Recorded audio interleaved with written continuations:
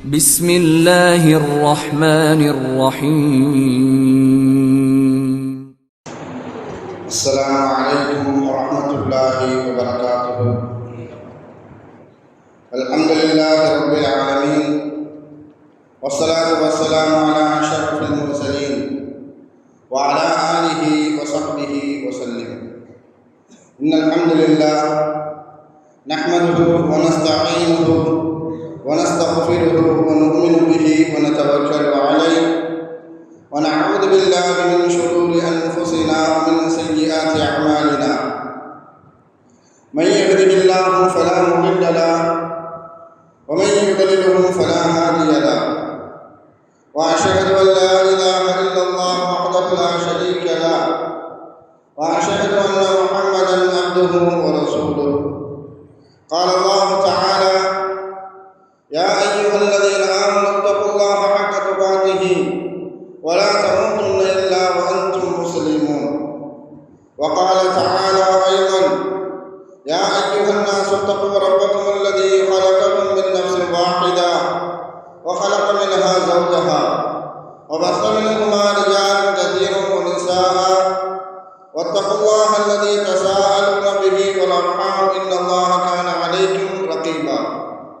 وقال تعالى أيضا: يا أيها الذين آمنوا اتقوا الله وقولوا قولا سديدا يصلح لكم أعمالكم ويغفر لكم ذنوبكم، ومن يطع الله ورسوله فقد فاز فوزا عظيما.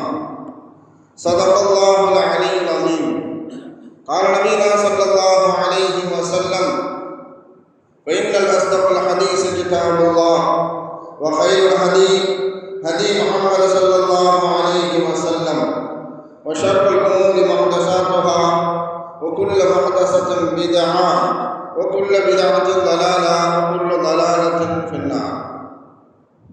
வார்த்தைகளில் சிறந்தது அல்லாஹ்வுடைய வார்த்தை என்றும், வழிகாட்டுதலில் சிறந்தது நபிகள் நாயகம் ஸல்லல்லாஹு அலைஹி வஸல்லம் அவர்களுடைய வழிகாட்டுதல் என்றும், காரியங்களில் மிக மிக கெட்டது மார்க்கத்தில் புதுமையை உண்டாக்குவது, ஒவ்வொரு புதுமையான காரியம் வழிகேடுகள் அனைத்தும் உங்களை நரகில் கொண்டு போய் சேர்க்கும் என்று நமது நபி ஸல்லல்லாஹு அலைஹி வஸல்லம் அவர்கள் தங்களுடைய ஒவ்வொரு சொற்பொழிவிலும் இந்த மனித சமுதாயத்தில் ஞாபகப்படுத்தியதை இந்த நல்ல சந்தர்ப்பத்தில் இங்கு ஒன்று கூடி இருக்கின்ற உங்களுடைய சிந்தனையிலும் ஆர்வமாக இந்த நபிமொழியை ஞாபகப்படுத்தி எனது உரையை ஆர்வம் செய்கிறேன். அல்ஹம்துலில்லாஹ். கண்ணியமானவர்களே, அல்லாஹ் நல்லடியார்களே, அல்லாஹ் தஆலா தன்னுடைய ஏகத்துவ கலிமாவை எத்தி வைப்பதற்காக வேண்டி இந்த உலகத்தில் எண்ணற்ற நபிமார்களையும் ரசூல்மார்களையும் அனுப்பி வைத்தார். அவர்கள் அனைவர்களுமே அல்லாஹ்வுடைய கட்டளையின்படி அவர்களுக்கு அனுப்பப்பட்ட சமுதாய மக்களிடத்தில் அல்லாஹ்வுடைய ஏகத்துவ கலிமாவை எத்தி வைத்தார்கள். அத்தனை நபிமார்களின் மீதும் ரசூல்மார்களின் மீதும் இறுதியாக வந்த நமது நபி ஸல்லல்லாஹு அலைஹி வஸல்லம் அவர்கள் மீதும் அவர்களுக்கு இறங்கிய இறை செய்தியை கண்ணால் கண்டும் காதால் கேட்டும் அப்படியே ஈமான் கொண்ட உத்தம சத்திய சஹாபாக்கள் சஹாபி பெண்மணிகளின் மீதும் அவர்களுக்கு பின் வந்த தாபீன்கள் தபா தாபீன்கள் இமாம்கள் நல்லவர்களின் மீதும் குறிப்பாக இந்த ஜும்மாவில் அல்லாஹ்வை பற்றியும் அவனுடைய தூதர் முஹம்மது நபி ஸல்லல்லாஹு அலைஹி வஸல்லம் அவர்கள் மீதும் அல்லாஹ்வுடைய சாந்தியும் சமாதானமும் திருப்பொருத்தமும் மன்னிப்பும் இன்றும் என்றென்று உண்டாவதாக என்று கூறி எனது உரையை ஆரம்பம் செய்கிறேன். அல்ஹம்துலில்லாஹ்.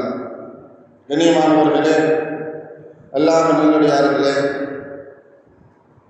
நாம் எல்லாம் குர்ஆனின் மூலமாக சிறந்த மாதம் என்று போற்றப்படக்கூடிய ரஜப் மாதத்தினுடைய 3வது ஜும்மாவில் சந்திக்கக்கூடிய வாய்ப்பை அல்லாஹ் தஆலா நமக்கெல்லாம் தந்திருக்கின்றான். ரஜப் மாதம் வந்துவிட்டாலே நபி ஸல்லல்லாஹு அலைஹி வஸல்லம் அவர்கள் ஒரு துஆவை பிரத்யேகமாக குறிப்பாக அதிகமாக கேட்பார்கள். அல்லாஹும்ம பாரிக் லனா ஃபீ ரஜப வ ஷஅபான் வ பல்லிக்னா ரமதான். யா அல்லாஹ், எங்களுக்கு ரஜபிலும் ஷஅபானிலும் பரக்கத் செய்வாயாக, ரமதானை அடையக்கூடிய பாக்கியத்தை தருவாயாக என்பதாக நபி ஸல்லல்லாஹு அலைஹி வஸல்லம் அவர்கள் இந்த துஆவை பிரத்யேகமாக அதிகம் கேட்பார்கள். பொதுவாக பரக்கத் என்று சொல்லக்கூடிய இந்த சொல்லாடல், இந்த சொல் நம் சமூகத்தில் அதிகப்படியான அளவில் புழங்கப்படக்கூடிய ஒரு சொல்லாடல். யாராவது நம்மிடம் வந்து துவா செய்யுங்கள் என்று நம்மிடத்தில் கோரிக்கை வைத்தால், அல்லாஹ் தஆலா உங்கள் வாழ்வில் பரக்கத் செய்யட்டும், உங்களுடைய வியாபாரத்தில் பரக்கத் செய்யட்டும், உங்களுடைய வாழ்நாளில் பரக்கத் செய்யட்டும், உங்களுடைய குடும்பத்தார்களில் பரக்கத் செய்யட்டும் என்பதாக பரக்கத் என்ற இந்த வார்த்தையை இந்த சமூகம் அதிகம் உபயோகப்படுத்தக்கூடிய இந்த வார்த்தை. பரக்கத்துனா என்ன? எந்த பொருளில் அதிகமான உபயோகமும் பலனும் கிடைத்திருக்க வேண்டும், அந்த பொருளினுடைய தன்மை என்பது, உழைப்பு என்பது நீடித்த காலம், நீண்ட காலம் கிடைக்க வேண்டும். சுருக்கமாக சொல்ல போவதாக இருந்தால், கஸரத்துல் கைர் வ பகா, அதிகப்படியான நன்மை, அந்த நன்மை நீண்ட காலம் நீடித்திருப்பது, அதுதான் பரக்கத். ஒரு தந்தை இடத்துல ஒரு மகன் கேட்கிறான், பாப்பா பரக்கத்துனா என்ன என்பதாக கேட்ட சமயத்தில் தன்னுடைய மகனை தன் வீட்டில் இருக்கக்கூடிய ஒரு மோட்ரு பம்பு பக்கத்தில் கொண்டு போய் ஒரு மோட்ரு பம்பை காமிக்கிறார். இதுதாங்க பரக்கத்து என்பதாக அவனுக்கு விளங்குவதற்காக முடியும். மோட்ரு பம்பெலாம் பரக்கத்து அப்படின்னு நாம் தவறான எண்ணத்துக்கு வந்துடக்கூடாது. அந்த பையனுக்கு, தன்னுடைய மகனுக்கு விளங்குவதற்காக வேண்டி அந்த தந்தை தன்னுடைய மகனை அழைத்து கொண்டு வந்து இதுதாமா பரக்கத் அப்படின்னு கேட்கிறார். ஏன்னா இந்த மோட்ரு பம்பு நம்மளுடைய வீட்டில் கிட்டத்தட்ட ஒரு 20-25 ஆண்டு காலமாக நாம் உபயோகப்படுத்திக்கிட்டு இருக்கிறோம். அது மாத்திரமல்ல, இதிலிருந்து ஒரு பெரிய அளவுக்கு செலவு என்ன செஞ்சதில்லை, இது வரைக்கும் நமக்கு செலவை ஏற்படுத்ததில்லை. இதுதான் பரக்கத். அதான் அதிகப்படியான உபயோகம், அதனுடைய உழைப்பு என்பது நீடித்து இருக்க வேண்டும், அதுதான் பரக்கத். நபி ஸல்லல்லாஹு அலைஹி வஸல்லம் அவர்கள் உம்மு ஹானி ரலியல்லாஹு தஆலா அன்ஹா அவர்களிடத்தில் சொல்லி காட்டினார்கள், இத்தஹிது கனமன், உம்மு ஹானி அவர்களே, நீங்கள் ஆடு வளர்ப்பதை எடுத்துக்கொள்ளுங்கள், ஃபஇன்ன ஃபீஹா பரக்கத்துன், அந்த ஆட்டில் பரக்கத்து இருக்கிறது என்பதாக ஸல்லல்லாஹு அலைஹி வஸல்லம் அவர்கள் உம்மு ஹானி ரலியல்லாஹு தஆலா அன்ஹா அவர்களிடத்தில் சொல்லி காட்டுவார்கள். ஆட்டினுடைய பிறப்பின் சதவீதத்தை எடுத்துக்கொண்டால் ரொம்ப சொச்ச குறைவாக தான் இருக்கும். ஆட்டினுடைய பிறப்பும் சரி, அது குட்டி போடக்கூடிய தன்மைகளும் சரி, ஒரு 2 குட்டி அல்லது 1 குட்டி அதுதான் போடும். ஆனால் ஆட்டு உணவுக்காக வேண்டி அறுக்கக்கூடிய சூழல் என்பது உலகம் முழுவதும் எடுத்துக்கொண்டால் அதிகமான அளவுக்கு உணவுக்காக வேண்டி அது அறுக்கப்படுகிறது. ஆனால் அதனுடைய பிறப்பு சதவீதத்தை எடுத்துக்கொண்டால் குறைவாகத்தான் இருக்கும். ஆனால் ஸல்லல்லாஹு அலைஹி வஸல்லம் அவர்கள் சொல்லி காட்டியது, ஃபஇன்ன ஃபீஹா பரக்கத்துன், அந்த ஆட்டில் பரக்கத்து இருக்கிறது, அதனால நீங்கள் ஆட்டு வளர்ப்பதை எடுத்துக்கொள்ளுங்கள் என்பதாக உம்மு ஹானி ரலியல்லாஹு தஆலா அன்ஹா அவர்களிடத்தில் சொல்லி காட்டினாங்க. ஒரு மனிதனுடைய வாழ்நாளில் பரக்கத்து என்பது மிக அத்தியாவசியமான ஒன்று. அல்லாஹ்விடத்தில் அதிகத்தை தா என்பதாக எந்த காரியத்தை குறித்து கேட்கக்கூடாது. எல்லா வாழ்நாளும் அதிகமாத்தா, ரிஸ்க் அதிகமாத்தா, கல்வி அதிகமாத்தா, கல்வியை குறித்து கேட்கலாமே தவிர்த்து, ஆனால் மற்ற எந்த காரியத்தை குறித்தும் அல்லாஹ்விடத்தில் அல்லாஹ் இதை அதிகப்படுத்தித்தா என்பதாக நாம் அல்லாஹ்விடத்தில் கேட்கக்கூடாது. ஆனால் ஸல்லல்லாஹு அலைஹி வஸல்லம் அவர்கள் 2 காரியத்தை குறித்து மாத்திரம் அதிகத்தை தா என்பதாக கேட்டிருக்கிறார்கள். ஒன்று, ரப்பி ஸித்னி இல்மா, யா அல்லாஹ் எனக்கு கல்வியை அதிகப்படுத்தித்தா. கல்விகளுடைய விஷயத்தில் ஸல்லல்லாஹு அலைஹி வஸல்லம் அவர்கள் அதிகத்தை கேட்டிருக்கிறாங்க. 2வது, பால் குடிக்கும் பொழுது அல்லாஹும்ம பாரிக் லனா ஃபீஹி வ ஸித்னா மின்ஹு, யா அல்லாஹ் இந்த பால்ல பரக்கத் செய், இன்னும் அதை அதிகப்படுத்தி தான் கேட்டிருக்கிறாங்க. 2ஐ குறித்தும் ஸல்லல்லாஹு அலைஹி வஸல்லம் அவர்கள் பரக்கத்தை கேட்காம அதிகப்படுத்தி தான் என்று கேட்டதற்குண்டான காரணம், ஏற்கனவே அந்த 2ம், கல்வியும் சரி பாலும் சரி, அது பரக்கத்து செய்யப்பட்ட ஒன்று. அதே மாதிரி தான் ஆரம்பத்தில் முதல்ல துவா, ரஜப் மாதத்தை குறித்து, ஷாபான் மாதத்தை குறித்து, யா அல்லாஹ் ரஜபிலும் ஷாபானிலும் எங்களுக்கு பரக்கத்தை தா, ஆனால் ரமலானை அடையக்கூடிய பாக்கியத்தை தா என்று கேட்டதற்குண்டான காரணம், ஏற்கனவே ரமலானுடைய மாதம் பரக்கத்து செய்யப்பட்ட மாதம். இதில் இன்னொரு செய்தி இருக்கு, ரமலான் ஷாபானிலும் ரஜபிலும் ஷாபானிலும் பரக்கத்து செய்யப்பட்ட ஒரு மனிதனுக்கு அந்த மாதத்தில் பரக்கத்து செய்யப்பட்டுடுச்சு அப்படின்னு சொன்னால், ரமலான் அடையக்கூடிய பாக்கியத்தை அல்லாஹ் தஆலா லேசாக்கிடுவான். ரமலானில் எல்லா விதமான வணக்க வழிபாடுகளும் செய்ய செய்யக்கூடிய தன்மையை அல்லாஹ் தஆலா லேசாக்கி தந்துடுவான். அதனால தான் ஒரு மனிதனுடைய பிறப்பிலிருந்து இறப்பு வரைக்கும் பரக்கத் என்ற அந்த அபிவிருத்தி ஒரு மனிதனுடைய வாழ்வில் ரொம்ப முக்கியத்துவம் வாய்ந்தமான ஒரு செயல். ஸல்லல்லாஹு அலைஹி வஸல்லம் அவர்களுடைய மடிக்கு வந்த குழந்தைகள் என்று வரலாறை புரட்டி பார்க்கும் பொழுது கிட்டத்தட்ட 52 குழந்தைகள், யா அல்லாஹ் எனக்கு குழந்தை யா ரசூலல்லாஹ் எனக்கு குழந்தை பிறந்திருக்கிறது என்பதாக ஸல்லல்லாஹு அலைஹி வஸல்லம் அவர்களுடைய மடிக்கு கொண்டு வந்த குழந்தைகள் மாத்திரமே கிட்டத்தட்ட 52 குழந்தைகள். யாராவது குழந்தை பிறந்திருக்கிறது என்பதாக ஸல்லல்லாஹு அலைஹி வஸல்லம் அவர்கள்ட்ட கொண்டு வந்து காட்டினாலே அந்த குழந்தைக்காக வேண்டி ஸல்லல்லாஹு அலைஹி வஸல்லம் அவர்கள் பரக்கத்திற்காக வேண்டி துஆ செய்வார்கள். யா ரசூலல்லாஹ் எனக்கு திருமணமாகிவிட்டது, பாரக்கல்லாஹ். யா அல்லாஹ் நாங்கள் இருவரும் வீடு கூடி விட்டோம், ஒன்று கூடி விட்டோம் என்று ஸல்லல்லாஹு அலைஹி வஸல்லம் அவர்களிடத்தில் வந்து யார் சொன்னாலும் ஸல்லல்லாஹு அலைஹி வஸல்லம் அவர்கள் பாரக்கல்லாஹ். முதல்ல திருமணத்திற்காக வேண்டி ஸல்லல்லாஹு அலைஹி வஸல்லம் அவர்கள் பாரக்கல்லாஹு லக வ பாரக அலைக வ ஜமஅ பைனகுமா ஃபீ கைர், இந்த துஆவை ஸல்லல்லாஹு அலைஹி வஸல்லம் அவர்கள் முதலாக ஒரு சஹாபிக்காக வேண்டி உபயோகப்படுத்தினார்கள், பிரார்த்தனை செய்தார்கள் என்றால் அது அப்துல் ரஹ்மான் இப்னு அவுஃப் ரலியல்லாஹு அவர்களுக்காக வேண்டி தான் முதல்ல பாரக்கல்லாஹ் என்று திருமணத்திற்காக வேண்டி ஸல்லல்லாஹு அலைஹி வஸல்லம் அவர்கள் துஆ செய்தார்கள். ஒரு நாள் சுபூல அப்துல் ரஹ்மான் இப்னு அவுஃப் ரலியல்லாஹு தஆலா ஒரு புத்தாடை அணிந்து கொண்டு வந்து அந்த புத்தாடையினுடைய ஓரத்தில் மஞ்சள் நிறத்தில் மஞ்சளோ அல்லது சந்தனமோ தடவியவர்களாக சுபூக்கு வந்திருக்கிறாங்க.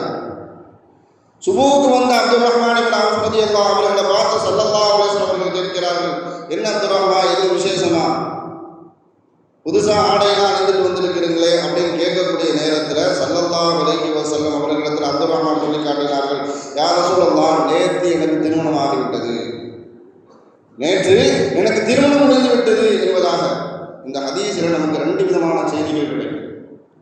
ஒரு விஷயம், புது மாப்பிள்ளை சுபூக்கு வந்திருக்கிறார், புது மாப்பிள்ளை சுபூ தொழுகை வந்திருக்கிறார், அது கவனிக்கக்கூடிய ஒரு விஷயம்.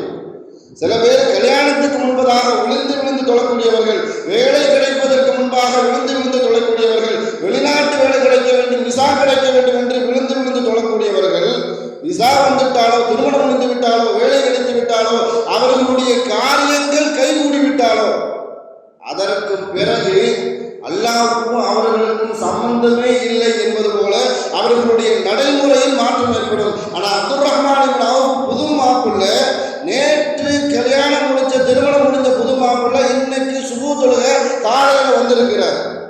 நாளைக்கு பெருநாள் என்று அறிவித்தாலே அன்னைக்கு சுபூல அதிகப்படியான நோன்பு முழுவதும் தொழக்கூடியவர்கள் அன்னைக்கு சுபூல காணா போயிடுவாங்க. ஆனால் அப்துல் ரஹ்மான் இப்னு அவுஃப் ரலியல்லாஹு சுபூ தொழுகை வந்ததை பார்த்துவிட்டு ஸல்லல்லாஹு அலைஹி வஸல்லம் அவர்கள் பாரக்கல்லாஹு லக. இன்னொரு விஷயம் என்னன்னு சொன்னால், ஸல்லல்லாஹு அலைஹி வஸல்லம் அவர்களை கல்யாணத்துக்கு கூப்பிடலை. இதான் கவனிக்கக்கூடிய ஒரு விஷயம். நான் அல்லாஹ்வுடைய தூதர், அல்லாஹ்வுடைய நபி, என்ன கூப்பிட்டு இருந்தேன் அப்படின்னு சொன்னா உங்களுடைய திருமணத்தை எவ்வளவு ஜாம் நடத்தி முடிச்சிருக்கலாம். அதிகப்படியான உறவுகள் பிரியக்கூடிய ஒரு சந்தர்ப்பம் ஏற்படும் சொன்னால் இந்த மாதிரி விசேஷ காரியங்களில் உறவு அதிகப்படியான பிரியும். நேற்று வரைக்கும் என்ன பார்த்தாலும் கல்யாணத்துக்கு கூப்பிடவே இல்லை. நேற்று என்னை பார்த்துட்டு போனாரு, என்னை பார்த்துட்டு கல்யாணத்துக்கு கூப்பிடாம போயிட்டாரு. என் வீடு வரைக்கும் வந்தாரு, கூப்பிடல. என்ன கூப்பிட்டாரு, என் சம்பந்தக்காரரை கூப்பிடல. என் மகளை கூப்பிட்டாரு, என் மகளுடைய சம்பந்தக்காரரை கூப்பிடல. என்ன கூப்பிட்டாரு, என் தம்பியை கூப்பிடல. இப்படியெல்லாம் கல்யாண விசேஷம் போன்ற விசேஷங்களில் என்னை அழைக்கவில்லை என்று கோபித்துக் கொள்ளக்கூடிய மனிதர்களுக்கு மத்தியில ஸல்லல்லாஹு அலைஹி வஸல்லம் அவர்கள் அழகான ஒரு முன்னுதாரணம்.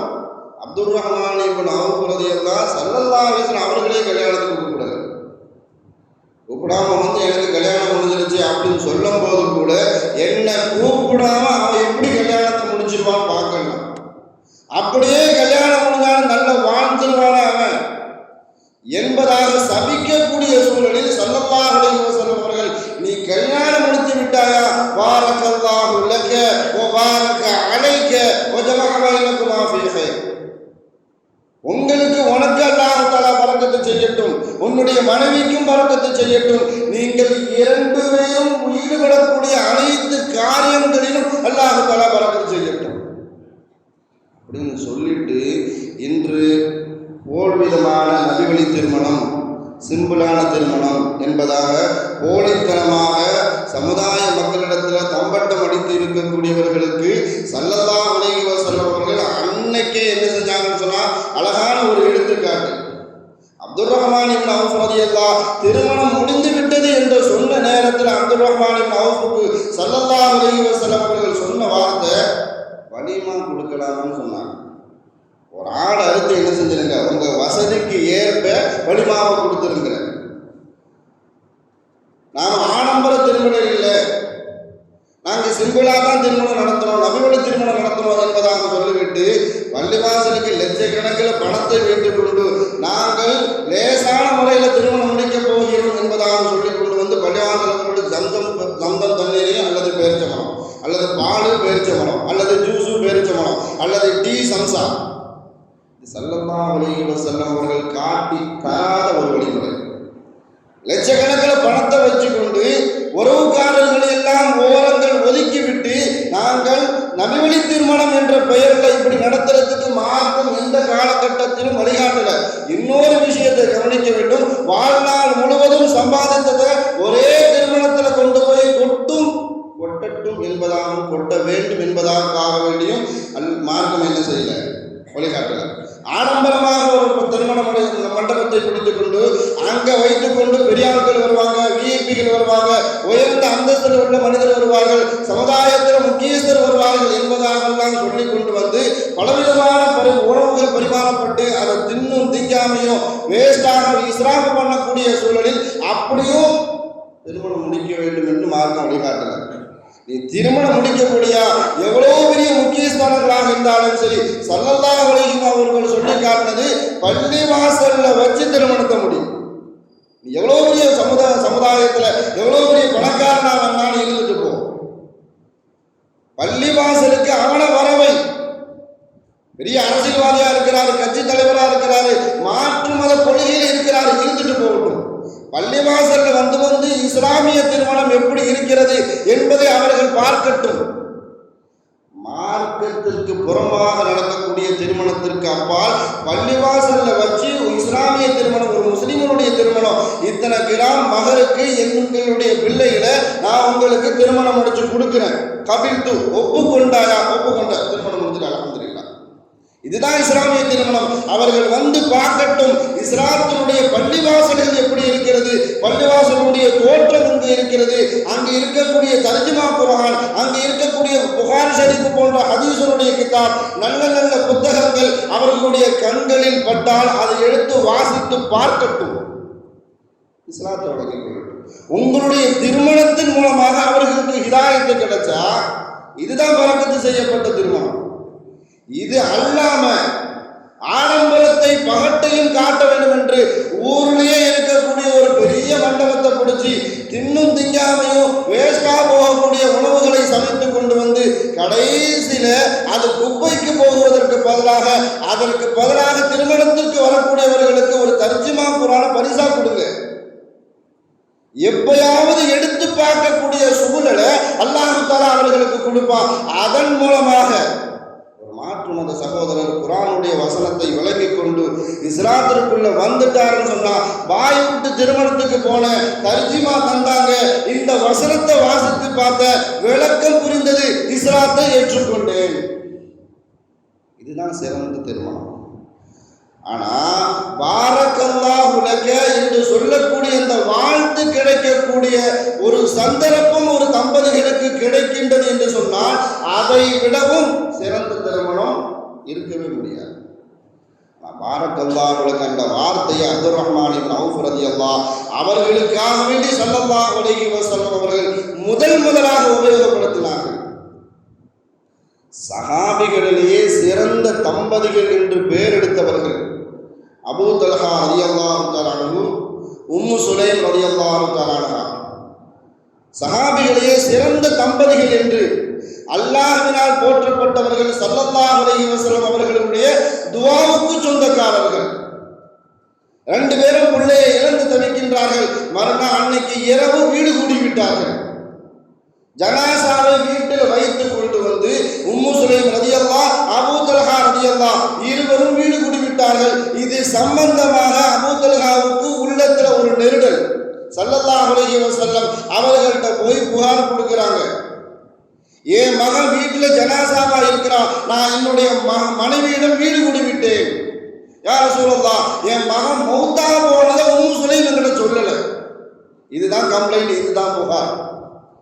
அபூ தல்ஹா அவர் தரப்பு வாதத்தை ஸல்லல்லாஹு அலைஹி வஸல்லம் அவர்களிடத்தில் சொல்லி காட்டினார்கள்.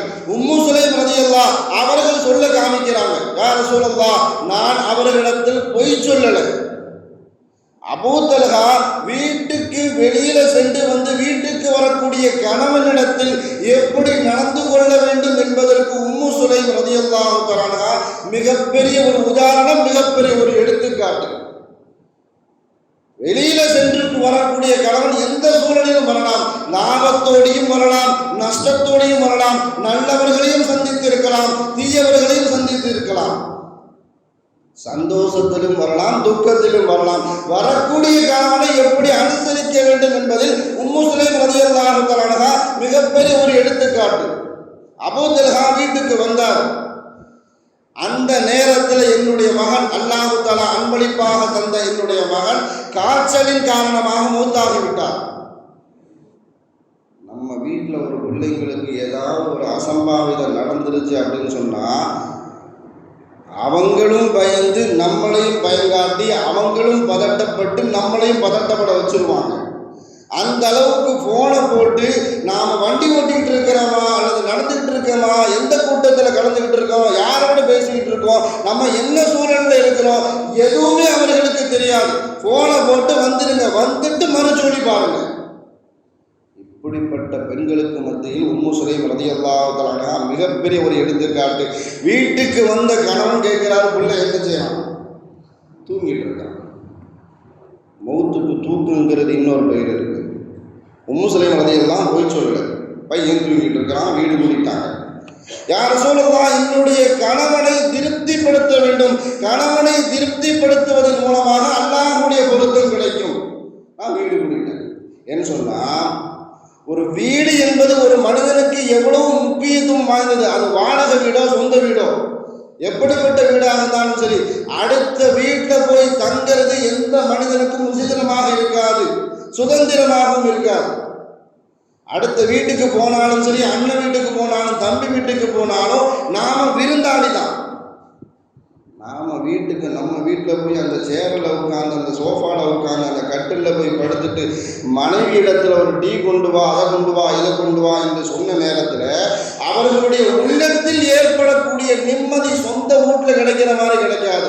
ஸல்லல்லாஹு அலைஹி வஸல்லம் அவர்கள் அழகான ஒரு துஆவை கற்றுத் தந்தார்கள். அல்லாஹும்ம இன்னி அஸ்அலுக கைரல் மௌலஜி வ கைரல் மஹ்ரஜி பிஸ்மில்லாஹி வலஜ்னா வ பிஸ்மில்லாஹி ஹரஜ்னா வ அலல்லாஹி ரப்பினா தவக்கல்னா. யா அல்லாஹ், சிறந்த வீட்டினுள் நுழைதலையும் சிறந்த வீட்டிலிருந்து வெளியாகுவதையும் உன்னிடத்தில் கேட்கிறேன். பிஸ்மில்லாஹி வலஜ்னா பிஸ்மில்லாஹி ஹரஜ்னா, நான் வெளியாகக்கூடிய அந்த வெளியாகுதலும் நான் நுழையக்கூடிய அந்த நுழைதலும் உன்னுடைய பெயரை கொண்டு இருக்க வேண்டும். இந்த துவாவை ஓதிக்கொண்டு யார் வீட்டுக்குள்ள நுழைஞ்சாலும் சரி, அவர் வெளியேறக்கூடிய சூழ்நிலை ஏற்பட்டாலும் அல்லாஹ் தஆலா ஒரு விஷயத்தை கண்டிப்பாக அவருக்கு ஏற்படுத்த மாட்டான். ஒரு அசம்பாவிதமான அதிர்ச்சியான பதற்றமான எந்த செய்தியும் அவர்களுக்கு கிடைக்காது. அப்படியே இவர் வெளியில போனதுக்கு அப்புறம் தான் அவர் வீட்டில் அசம்பாவிதமோ ஏதாவது கெட்டதோ நடப்பதாக இருந்தாலும் அவருடைய உள்ளத்தில் பெரிய அளவுக்கு பாதிப்பு அல்ல என்ன செய்ய மாட்டான், ஏற்படுத்த மாட்டான். அதனால தான் ஸல்லல்லாஹு அலைஹி வஸல்லம் அவர்கள் இந்த துஆவை ஓதிட்டு வீட்டுக்குள்ள வாங்கன்னு சொன்னாங்க. மனிதனுடைய வாழ்க்கையில 3 இடத்துல நிம்மதி கிடைக்கும்னு சொல்லி அல்லாஹ் குர்ஆன்ல சொல்லி காட்டுவான்.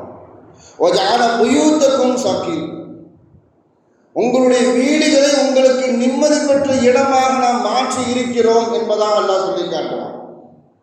இன்னொரு இடத்துல அல்லாஹ் சொல்லி காட்டும் பொழுது லிதஸ்குனஹா அலைஹா, உங்களுடைய மனைவிமார்களிடத்தில் நான் நிம்மதியை ஏற்படுத்தியிருக்கிறேன்னு சொல்லி காட்டுவோம்.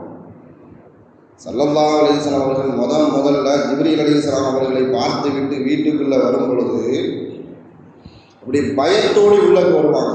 ஏன்னா அவ்வளோ பெரிய உருவத்தை அதுக்கு முன்னாடி மக்கால ஸல்லல்லாஹு அலைஹி வஸல்லம் அவர்கள் பார்த்ததில்லை. ஜிப்ரீல் அலைஹிஸ்ஸலாம் அவர்களுடைய முழு தோற்றத்தை பார்த்து வந்த ஸல்லல்லாஹு அலைஹி வஸல்லம் அவர்கள் கதீஜா ரலியல்லாஹு தஆலா அவர்கள்ட்ட வந்து சொல்றாங்க, போத்துங்க எனக்கு குளிர் ஜுரமா இருக்குது. பதட்டத்தோடு இருக்கக்கூடிய ஸல்லல்லாஹு அலைஹி வஸல்லம் அவர்களை அணுகக்கூடிய கதீஜா ரலியல்லாஹு தஆலா அவர்கள் கேட்பாங்க, என்ன விஷயம், முதல்ல விஷயத்தை சொல்லுங்க, என்ன நடந்துச்சு, செய்தியை சொல்லுங்க. நான் இந்த மாதிரி ஒரு பெரிய உருவத்தை பார்த்தேன். அப்போ ஸல்லல்லாஹு அலைஹி வஸல்லம் அவர்களிடத்தில் ஆறுதல் சொன்ன அந்த வார்த்தையை ஹதீஸினுடைய வைர வரிகளில் பதித்திருக்கிறார்கள். லா யுஸீகல்லாஹு அபதா. கதீஜா ரலியல்லாஹு தஆலா அவர்கள் உபயோகப்படுத்திய வார்த்தை. எந்த காலகட்டத்தில் அல்லாஹ் தஆலா உங்களை கேவலப்படுத்த மாட்டான். ஏன் கேவலப்படுத்த மாட்டான் என்பதை கதீஜா ரலியல்லாஹு தஆலா தொடர்ச்சியாக ஸல்லல்லாஹு அலைஹி வஸல்லம் அவர்களிடத்தில் சொல்லுவார்கள். ஏனென்றால் நீங்கள் உறவினர்களோடு சேர்ந்து வாழ்கிறீர்கள், உறவினர்களை அரவணைத்து வாழ்கிறீர்கள், ஏழைகளுக்கு நீங்கள் உதவி புரிகிறீர்கள், வலியோர்களுக்கு நீங்கள் உதவி செய்கிறீர்கள், அநாதைகளை நீங்கள் ஆதரிக்கிறீர்கள். இந்த காரணத்தினால இவ்வளவு நல்ல குணங்கள் உங்களிடத்தில் இருக்குது. அதனால எந்த காலகட்டத்திலும் அல்லாஹ் தஆலா உங்களை கேவலப்படுத்த மாட்டான். வீட்டில் இருக்கக்கூடிய மனைவி இப்படி இருந்துட்டாங்கன்னு சொன்னா வீடும் சொர்க்கமாகவும் துன்யாவும் சொர்க்கமாகும். வெளியில் இருந்து வரக்கூடிய கணவனுடைய சூழல் அறிந்து அவருக்கு ஆதரவு தெரிவிக்கக்கூடிய ஒரு மனைவி ஒரு ஆண்மனகனுக்கு கிடைத்து விட்டால் அவனுடைய வாழ்க்கை சொர்க்கமாகும். ஏன்னா சொர்க்கத்து மனைவிகள் தான் இப்படி நடந்து கொள்வார்கள். சொர்க்கத்தில் இருக்கக்கூடிய மனைவிகள் ஹோரிகள் அந்த கணவன்மார்களிடத்தில் இப்படி நடந்துக்குவாங்க. என் அண்ணன் வீட்டுக்கு போனேன், என் தம்பி வீட்டுக்கு போனேன், என்ன மதிக்கலை, நான் வியாபாரத்தில் நஷ்டம் அடைஞ்சிட்டேன், இவர்கிட்ட போய் ஏமாந்துட்டேன், எனக்கு இவர்கிட்ட கடன் கொடுக்க போன தரல என்பதாக மனைவியிடத்தில் வந்து சொல்லும் பொழுது உங்கள் தம்பி வீட்டுக்கு தானே போனீங்க, உங்கள் அண்ணன் வீட்டுக்கு தானே போனீங்க, உங்கள் தம்பி பஞ்சாரி தான் உங்களை மதிக்கக்கூடாதுன்னு சொல்லி கொடுத்துருப்பான், உங்கள் அண்ணன் பஞ்சாரி அப்படி சொல்லி கொடுத்துருப்பான், நீங்கள் அவன்லாம் மனசு நினைச்சு அவன்கிட்ட போய் கடன் கேட்டீங்களா. இப்படி சொல்லாத மனைவி பிரச்சனை இல்லைங்க, உங்களுக்கு அல்லாஹ் தஆலா கண்ணியத்தை தருவான். உங்க தம்பி மதிக்கலையா, உங்க அண்ணன் மதிக்கலையா, அல்லாஹ் கண்ணியப்படுத்தக்கூடிய ஆளை அல்லாஹ் தஆலா ஏற்படுத்துவான். உங்களுக்கு கடன் கிடைக்கலையா, அல்லாஹ்விடத்துல கேளுங்க, அல்லாஹ் தருவான். எல்லா விஷயத்தையும் அல்லாஹ்விடம் சாற்றிவிட்டு தைரியம் சொல்லக்கூடிய ஹதீஜா போன்ற ஒரு மனைவி ஒரு ஆண்மகனுக்கு கிடைத்து விட்டால் அதை விடவும் அந்த இல்லற வாழ்க்கை சுகம் பெறுவதற்கு மிகப்பெரிய தகுதி இருக்காது. அதனால தான் அல்லாஹ் சொல்லி காட்டுவா, உங்களுடைய மனைவிமார்களிடத்தில் நிம்மதி இருக்கிறது. இன்னொரு இடத்துல அல்லாஹ் சொல்லி காட்டுவா, அலா பிதிக்ரில்லாஹி தத்மஇன்னுல் குலூப், அல்லாஹ்வுடைய திக்ரில் அல்லாஹ்வுடைய நினைவு கூறுவதில் உங்களுக்கு நிம்மதி இருக்குதுன்னு சொல்லுவான். மனசுல எவ்வளவு பாரமாக இருந்தாலும் சரி, எவ்வளவு கவலை இருந்தாலும், எவ்வளவு துக்கம் இருந்தாலும், உங்களுக்கு தெரிஞ்ச ஏதாவது ஒரு திக்ர், சுப்ஹானல்லாஹ், அல்ஹம்துலில்லாஹ், அல்லாஹு அக்பர், ஏதாவது ஒரு திக்ர் நீங்க உட்கார்ந்து தனிமையில உட்கார்ந்து ஓதி பாருங்க, உள்ளம் இலகுவாகுவதை நீங்கள் உணருவீர்கள். ஏன்னா அல்லாஹ் குர்ஆன்ல சத்தியம் என்று சொன்ன வாக்கு, அலா பிதிக்ரில்லாஹி தத்மஇன்னுல் குலூப், அல்லாஹ்வுடைய திக்ரில் உங்களுக்கு சந்தோஷம் இருக்கும். உம்மு சுலைம் ரலியல்லாஹு இதைத்தான் சொல்லி காட்டினாங்க. என்னுடைய கணவர் வீட்டுக்குள்ள வரும் பொழுது அவரை திருப்திப்படுத்துவதற்காக வேண்டி நாங்கள் வீடு கூடி விட்டோம். அதன் பிறகு சம்பவத்தை சொன்னாங்க உம்மு சுலைம் ரலியல்லாஹு. அல்லாஹ் உங்களுக்கு அன்பளிப்பாக ஒரு பொருள், யாராவது உங்களுக்கு அன்பளிப்பை தந்துவிட்டு அதை திரும்ப கேட்டா, அமானிதம் தந்துவிட்டு திரும்ப கேட்டா அதை திரும்ப கொடுப்பீங்களா மாட்டீங்களா? கேட்ட கொடுத்து தானே ஆகணும். அதே மாதிரி தான் நமக்கு அல்லாஹு தஆலா ஒரு குழந்தையை அமானிதமாக தந்தான், அவனை எடுத்துக்கொண்டான். இதை சொன்ன உங்கள்கிட்ட பஞ்சாயத்து வந்துருச்சு. உம்மு சுலைம் ரலியல்லாஹு தன் தரப்பு வாதத்தை ஸல்லல்லாஹு அலைஹி வஸல்லம் அவர்களிடத்தில் சொல்லி காட்டினாங்க. ஸல்லல்லாஹு அலைஹி வஸல்லம் அவர்கள் இரு தரப்பு வாதத்தையும் கேட்டுவிட்டு தீர்ப்பு சொன்னார்கள். பாரக்கல்லாஹ், ரெண்டு பேரும் நேற்று இரவு வீடு கூடினீர்களே, அல்லாஹு தஆலா அதில் பரக்கத்து செய்யட்டும். உங்களுடைய வீடு கூடுதல் இல்லற வாழ்க்கையில் அல்லாஹ் தஆலா பரக்கத்து செய்யட்டும். ஒரு குழந்தையை உம்மு சுலைம் ரலியல்லாஹு அபூ தல்ஹா ரலியல்லாஹு இழந்தார்கள். அதன் பிறகு அல்லாஹ் தஆலா அனஸ் ரலியல்லாஹு அவர்களை தவிர்த்து 9 குழந்தைகள் அல்லாஹ் தஆலா கொடுத்தான். ஸல்லல்லாஹு அலைஹி வஸல்லம் அவர்களுடைய துவா அப்படிப்பட்ட ஒரு துவா.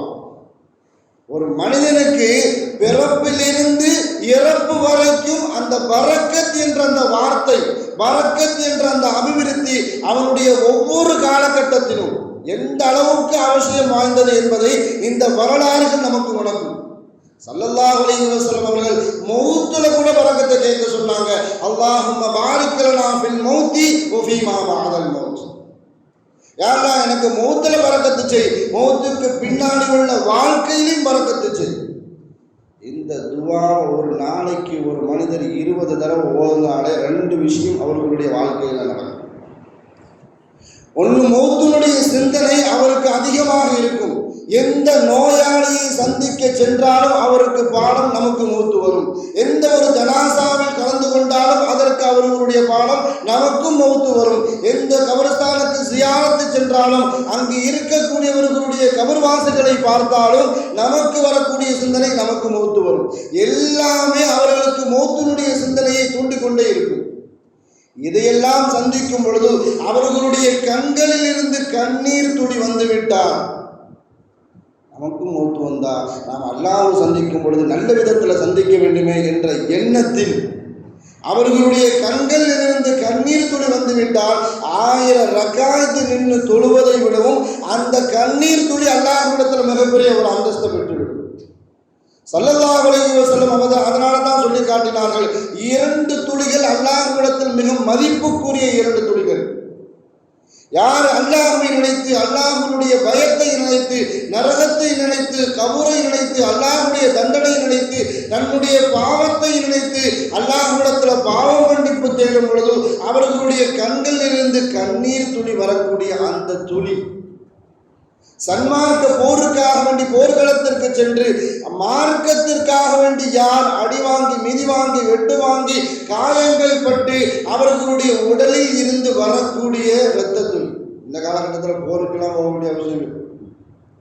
ஷரியத்திற்கு மாற்றமாக, மார்க்கத்திற்கு மாற்றமாக ஸல்லல்லாஹு அலைஹி வஸல்லம் அவர்களுடைய வாழ்நாளை குறித்தோ அவர்களுடைய மனைவிமார்களை குறித்தோ வரக்கூடிய விமர்சனங்களுக்கு எதிராக யார் விமர்சனம் செய்வார்களோ அவர்களுக்கு எதிராக நாம் எதிர்காலத்தில் நிற்கக்கூடிய நேரத்தில் அவர்களின் மூலமாக நம் உடலில் ஏற்படக்கூடிய காயங்களில் இருந்து வரக்கூடிய அந்த துளி, இரத்த துளி அல்லாஹ்விடத்தில் மிகப்பெரிய ஒரு மதிப்புக்குரிய துளி.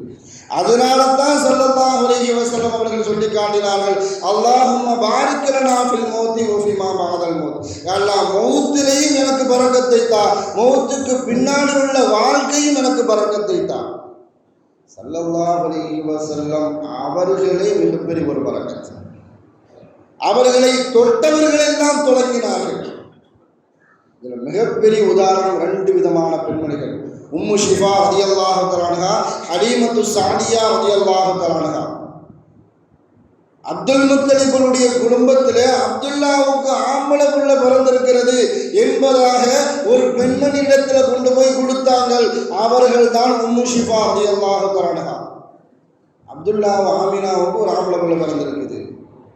முதல்ல உம்மு ஷிஃபா ரலியல்லாஹு ஸல்லல்லாஹு அலைஹி வஸல்லம் அவர்கள் குழந்தையாக இருக்கும் பொழுது அவர்கள் கையில் வாங்கினார்கள். ஸல்லல்லாஹு அலைஹி வஸல்லம் அவர்களை எப்பொழுது தொட்டேனோ அன்றில் இருந்து என்னுடைய வாழ்வில் அல்லாஹ் தஆலா ஏற்றத்தை தான் கொண்டு போனான். உம்மு ஷிஃபா ரலியல்லாஹு தஆலா அவர்களுடைய மகன்தான் அரபிகளிலேயே சஹாபிகளிலேயே மிகப்பெரிய கோடீஸ்வரர் அப்துர் ரஹ்மான் இப்னு அவுஃப். அவர்களுடைய செல்வ செழிப்பை பற்றி ஆயிஷா ரலியல்லாஹு சொல்லி காட்டுவாங்க. மதீனாவில் அவர்களுடைய சரக்கு கொண்டு வரக்கூடிய ஒட்டகங்கள் மதீனாவிற்குள் நுழைந்த அடையாளம் மதீனா முழுவதும் புழுதிகளாக இருக்கும். அந்த ஒட்டகத்தினுடைய கயிறை விற்றால் கூட ஜகாத்தினுடைய அளவுக்கு செல்வம் வந்துவிடும். அந்த அளவுக்கு ஒட்டகத்தை வைத்திருந்தார்கள். இந்த ஒட்டகத்தில் வரக்கூடிய சாமானை தவிர்த்து கயிறை வித்தாலே ஜகாத்தினுடைய அளவு வந்துவிடும் என்பதாக ஆயிஷா ரலியல்லாஹு தஆலா. இதற்கு காரணம் ஸல்லல்லாஹு அலைஹி வஸல்லம் அவர்களை குழந்தையாக இருக்கும் பொழுது முதல்ல தொட்டு வாங்கிய உம்மு ஷிஃபா ரலியல்லாஹு அவர்களுடைய மகன் அப்துர் ரஹ்மான் இப்னு அவுஃப் ரலியல்லாஹு. மரண நேரத்தில், மரணத்திற்கு பின்பாக அவர்களுடைய செல்வ செழிப்பை தங்க கட்டிகளை உடைத்து எடுத்தார்கள். அப்துல் ரஹ்மான் இப்னு அவுஃப் ரலியல்லாஹு அவர்களுடைய செல்வ செழிப்பு. ஹலீமத்து சாதியா நாம வாழ்க்கையில வரலாறுல படிச்சிருப்போம். 2 வயசுல பால் கொடுக்கறதுக்காக வேண்டி தன்னுடைய ஊருக்கு கூப்பிட்டு போறக்கூடிய நேரத்தில் கடைசியாக வந்த தன்னுடைய கோவேரி கழுத ஸல்லல்லாஹு அலைஹி வஸல்லம் அவர்களை பெற்று வாங்கி கொண்டு போகும் பொழுது முன்னாடி ஓடுது. அதன் பிறகு எங்களுடைய வாழ்க்கையில் அல்லாஹ் தஆலா அவர்களின் மூலமாக செய்த பரக்கத் எண்ணில் அடங்காத பரக்கத் என்பதாக ஹலீமத்து சாதியா ரலியல்லாஹு ஸ்டேட்மெண்ட் கொடுப்பார்கள். அந்த அளவுக்கு மனிதர்களில் பரக்கத்து ஸல்லல்லாஹு அலைஹி வஸல்லம் அவர்கள். நம்ம குடும்பத்திலையும் பரக்கத்தை நாம நிறைய இழந்து கொண்டு இருக்கின்றோம். நம்ம குடும்பத்தில் இருக்கக்கூடிய பெரியவர்கள் அனைவர்களும் பரக்கத். நாம சொல்லுவோம், என் வாப்பா இருக்கிற வரைக்கும் என்னுடைய வாழ்க்கை முறை வேற லெவல்ல இருக்குன்னு சொல்லுவோம். எங்க வாப்பா மூத்தா போனாரு, எங்கம்மா மூத்தா போனாங்க, என் வாழ்க்கையே தலைகீழ மாறிடுச்சு. அவங்க இருக்கிற வரைக்கும் அண்ணன் தம்பி சகோதர சகோதரி உறவுக்கு மத்தியில பாலமாவே இருந்திருப்பாங்க. வாப்பாவை பார்க்குற சாக்கில் அண்ணனை பார்ப்போம், வாப்பாவை பார்க்குற சாக்கில் தங்கச்சியை பார்ப்போம், தம்பியை பார்ப்போம், உம்மாவை பார்க்குற சாக்கில் இப்படி ஒவ்வொரு உறவுகளையும் இணைக்கக்கூடிய பாலமாக நம்மளுடைய குடும்பத்தில் இருக்கக்கூடிய பெரியவர்கள் இருந்திருப்பார்கள். நல்லது கெட்டதை கண்டித்து சொல்வதற்கு பெரியவர்கள் இருந்திருப்பார்கள். அப்படிப்பட்ட பெரியவர்களை நம்ம குடும்பத்தில் இருக்கும் பொழுது நாமளும் போய் பேச மாட்டோம். நம்மளுடைய பிள்ளைகளே அவர்கள்ட்ட அந்த விட மாட்டோம். அவர்கிட்ட போனால் அந்த நோய் வந்துடும், அவர்கிட்ட போனால் அவர் இரும்பிக்கிட்டே இருக்கிறார், அவர்கிட்ட போனால் அவர் அப்படி செய்கிறாரு இப்படி செய்கிறாரு என்பதாக நம்மளுடைய பிள்ளைகளை பெரியவர்களுக்கு மத்தியில் அனுப்புறதே இல்லை. நாமளும் மதிக்கிறதுல நம்மளுடைய குழந்தைகளையும் மதிக்க சொல்லி கொடுக்கறதே இல்லை. ஆனால் ஸல்லல்லாஹு அலைஹி வஸல்லம் அவர்கள் சொல்லி காட்டினார்கள், சமுதாயத்தில் இருக்கக்கூடிய பெரியவர்களும் பரக்கத். ஆனால் அந்த பரக்கத்தை நம்ம அறியாமையே நாம் இழந்து கொண்டு இருக்கின்றோம். எல்லாம் பாதுகாக்கணும்.